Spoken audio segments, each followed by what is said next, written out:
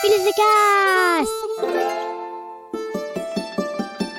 Encore un week-end chez Tonton. La solution sans sas qui marche à tous les coups. Tu peux m'aider? Tu vas voir, ça va le faire. Oh non, pas la douche. Des solutions à tous les problèmes? Eh ben oui, c'est possible. Merci Rémi. Un podcast aussi carrément bien, je suis pas sûr qu'il y en ait d'autres.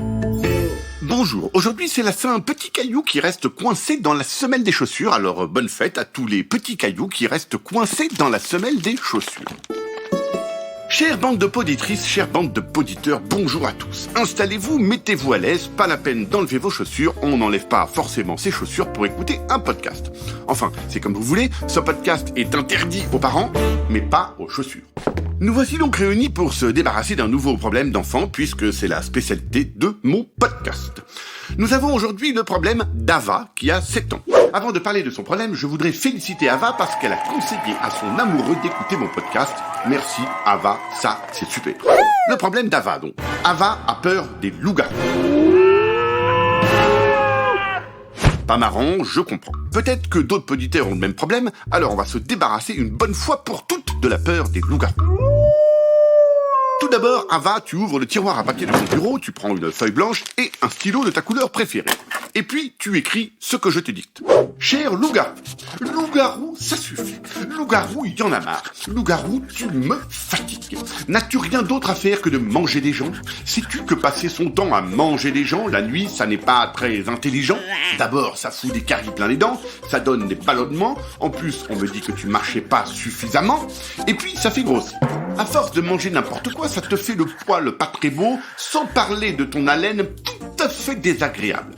J'écris désagréable, mais en fait, loup-garou, tu pues du bec. Quelque chose de grave.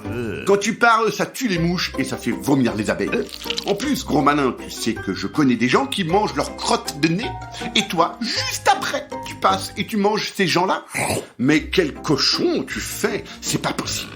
En plus, il paraît que tu dis pas bonjour, s'il vous plaît, merci, et que tu te sers sans demander la permission. Ça te dérangerait de dire au Bonjour madame, j'ai super faim et en ma qualité de loup-garou professionnel, je vais être obligé de vous manger tout cru. Merci et excusez-moi pour le dérangement. Enfin, loup-garou, tu perds la tête, manger des gens, ça n'empêche pas d'être poli tout de même. Bref, tu ne sais pas vivre. Il va falloir changer de régime et d'attitude si tu veux pas que tout le monde se moque de toi. Alors je sais pas si t'as déjà goûté le pigeon, mais c'est super bon, il y en a plein, ils savent que dire. Pour les choper, il suffit de se baisser, ils sont idiots comme des bacs à douche. Laisse tomber les humains, STP. STP, ça veut dire s'il te plaît en plus court. Merci. Et si vraiment tu n'y tiens plus et que tu veux te faire un dernier humain avant de passer au pigeon, il y a ce grand couillon de Jean Mich-Mich que tu pourrais déguster et ça te dérangerait personne. Si tu veux son adresse, écris à Rémi, de Merci Rémi, il me transmettra ta demande. Voilà, tu écris l'adresse du loup-garou sur l'enveloppe, tu glisses ta lettre dans une enveloppe, ton enveloppe dans une boîte aux lettres, et hop, à la prochaine pleine lune, le loup-garou lira ta lettre.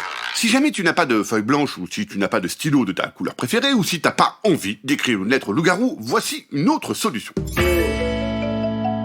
Tu vas prendre une grosse lampe de poche et puis tu vas aller fouiller sous ton lit, derrière ton armoire, sous ton bureau, sous le tapis, sous la moquette, si elle se décolle un petit peu, derrière les rideaux, dans la chambre de tes parents, sous leur lit, dans la salle de bain, dans la chambre de tes frères et sœurs, dans et derrière le frigo, dans le four, sous la table de la cuisine, dans et sous la baignoire ou la douche, sous le canapé du salon, dans le placard à balai, sous ou derrière Pépé si Pépé traîne en plein milieu du passage, au grenier, à la cave, dans l'ascenseur si t'en as un, bref, partout où les loups-garous peuvent se planquer.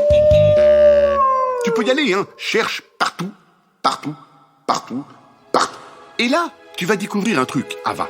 C'est que les loups-garous, eh ben en fait, ça n'existe pas. Voilà tout.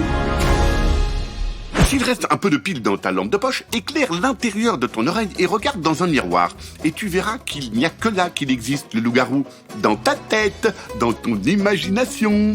C'est aussi simple que ça, Ava. Je ne sais pas quel est le triple couillon qui a eu l'idée d'inventer des loups-garous, mais c'est super débile. Il aurait mieux fait d'inventer la machine à éviter les devoirs, les mauvaises notes, les copains qui collent, les épinards cuits à l'eau sans sel, les bottes avec un trou, les pulls qui grattent ou les nez qui coulent.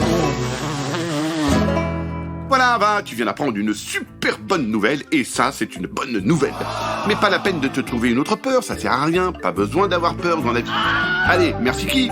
Ah bah merci Rémi. Un podcast original, Billy the Cast.